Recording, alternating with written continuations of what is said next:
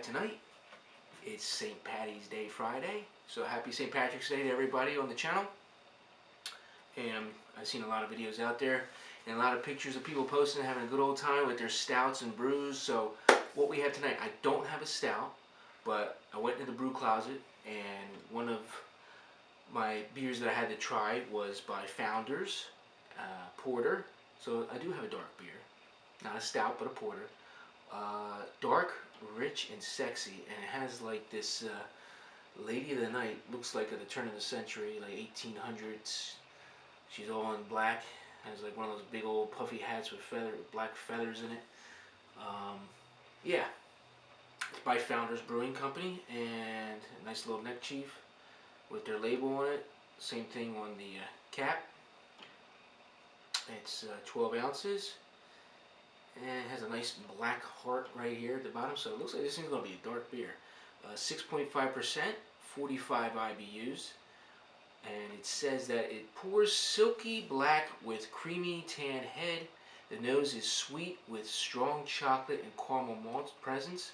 No absence of hops gives Founders Robust Porter the full flavor you deserve and expect. Cozy like velvet.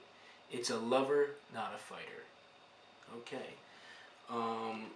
Another thing, when I went to the pulled up their website here, and it says the same thing. You know, 6.5%. It's available year round. But what I did notice here is that in recognition, it got third best porter in the world by, according to Rate Beer, back in 2013. So.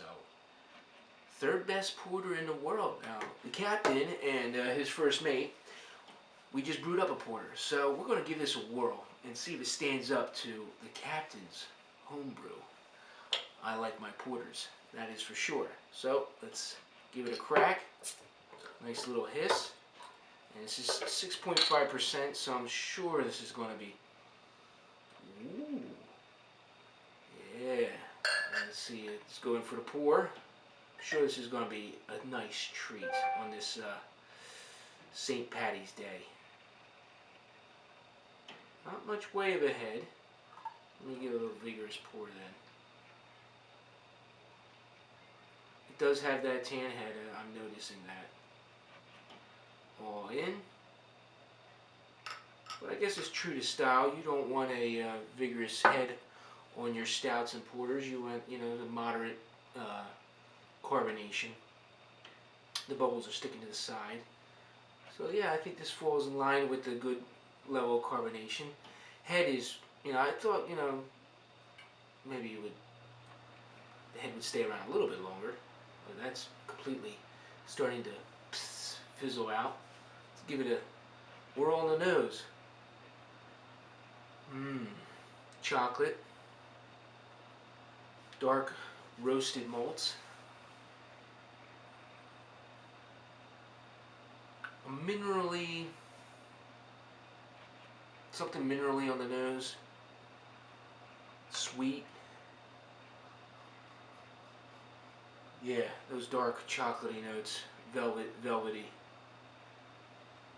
Cheers 17 and happy St. Patrick's Day, everybody.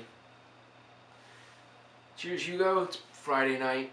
This video's probably not going to go up tonight on St. Patrick's Day. It's almost midnight. It'll be a long day at work and things like that. I didn't get home till 10. So, cheers, everybody.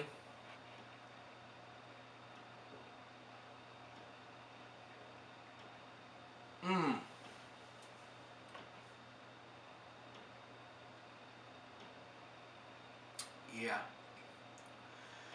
Yeah. Trying to see if I can see through this thing. It is dark. It is a dark beer. Let me see if I pull up the old flashlight and see if we can see anything through this thing. Nah, it's dark. And you know what, guys? Ooh, I think this was bottle conditioned, because there is some lot of floaties in here. Ooh, wow. Yeah, a lot of debris, a lot of hop debris, a lot of, well, I don't know if it's hop debris, but yeast. Maybe this, I guess this is bottle conditioning, you know. Dark beer, I couldn't tell. But you know what?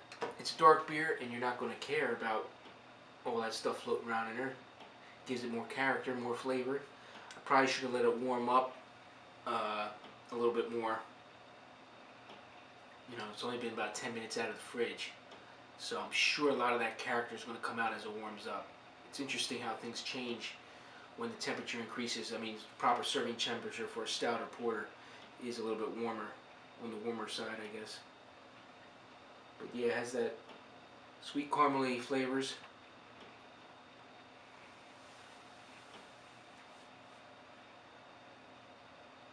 It's hard to describe. You know, I'm not professional, but to the beers that I have brewed and tasted and bought before, this, it's very good. I will give it that. It's very velvety, nice mouthfeel, nice texture on the mouthfeel.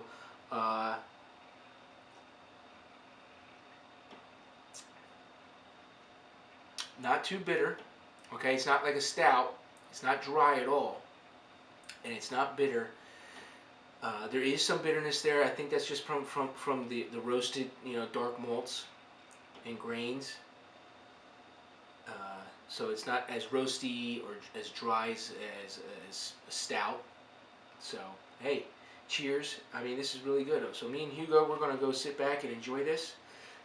On this captain's scale of 1 to 10, we're gonna give this. We're gonna give this one an 8.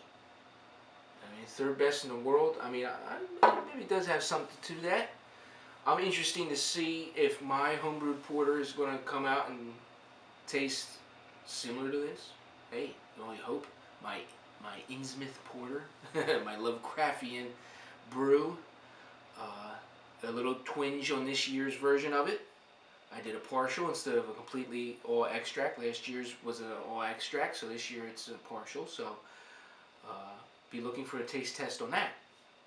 So we're going to hopefully see if we can brew some really good porter. We're going to go watch a couple horror movies on this St. Patty's Day and relax. It's Friday night, busy weekend as usual. So till we do it again, guys, have a happy Thanksgiving. I don't know what the heck, tongue-tied. Happy St. Patty's Day. Obviously, 6.5%. I'm already getting tongue-tied already. And that's only from a few sips. So we're gonna go sit back and relax, guys. It's been a long day. So cheers, 17, and remember what the captain and first mate Hugo always say: come with us on another adventure, and let's set sail.